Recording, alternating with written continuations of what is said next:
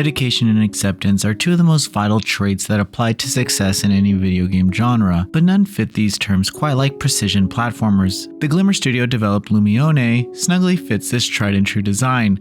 While it doesn't break any new ground for the genre, it provides undeniably stellar and strict platforming designs worthy of esteem.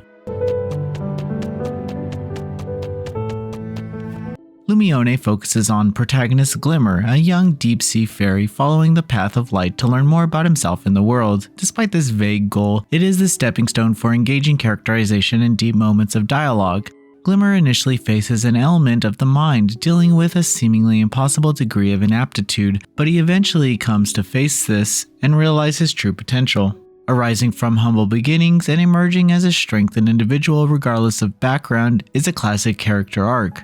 Still, it works well enough here to keep players at least remotely engaged in the going-ons between the strenuous platforming challenges. Most of the game revolves around platforming and will be what players will be tackling for several hours. Glimmer must prevail against numerous platforming challenges by utilizing the standard tools of the trade, such as timed jumps and ledge grabbing. However, the central gimmick is flight. For a brief period, Glimmer can float across the air and adjust distance and height. This functionality may seem overly generous, as I initially thought it would be a crutch in execution, but I was wrong.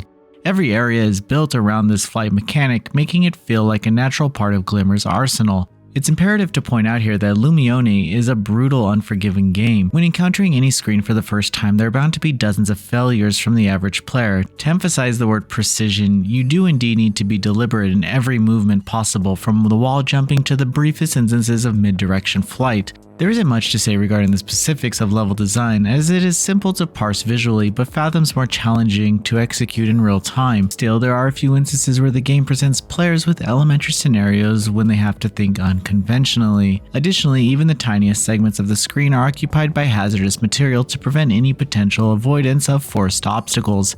After playing for a few hours, it becomes abundantly clear that the developers truly poured their all into making this platforming experience as polished and satisfying as possible. The simple-to-control scheme does wonders to amplify the sheer grueling difficulty. This game is aimed towards those who don't mind enduring failures repeatedly before making any notable progress. So if that isn't your jam, you should probably reconsider playing this. Unfortunately, there are some light critiques that emerge. Firstly, the area's aesthetics. While each area differs in visual appeal, I found a notable lack of distinctive landmarks to make them more memorable. This especially stood out to me because the innate lighting and character designs are gorgeous, so the lack of complementary treatment to the areas themselves was disappointing, resulting in a dull presentation. That isn't to say the areas were altogether horrid looking though, nothing of the sort. It's just that the presentation of visual treatments from the screen to screen grew a tad dreary. I think having frequent non-intrusive eye candy to spruce up the scenery would have provided even more reason to keep prevailing aside from overcoming the platforming challenges. Moving on is the slightly wonky hit detection. This is far from a common occurrence though, as there are times that I would be able to stand atop a spiked wall that I shouldn't be able to.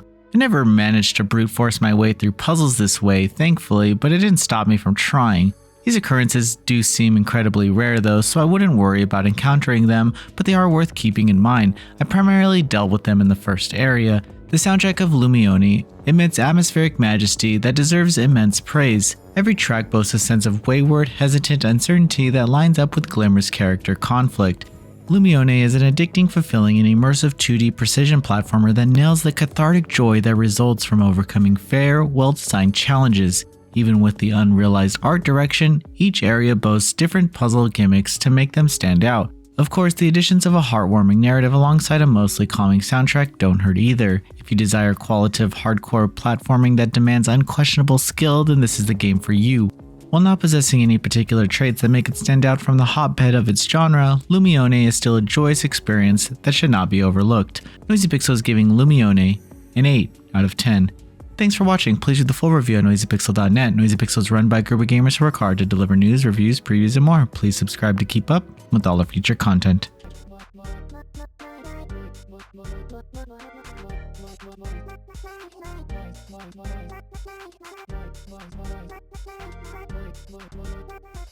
Noisy Pixel.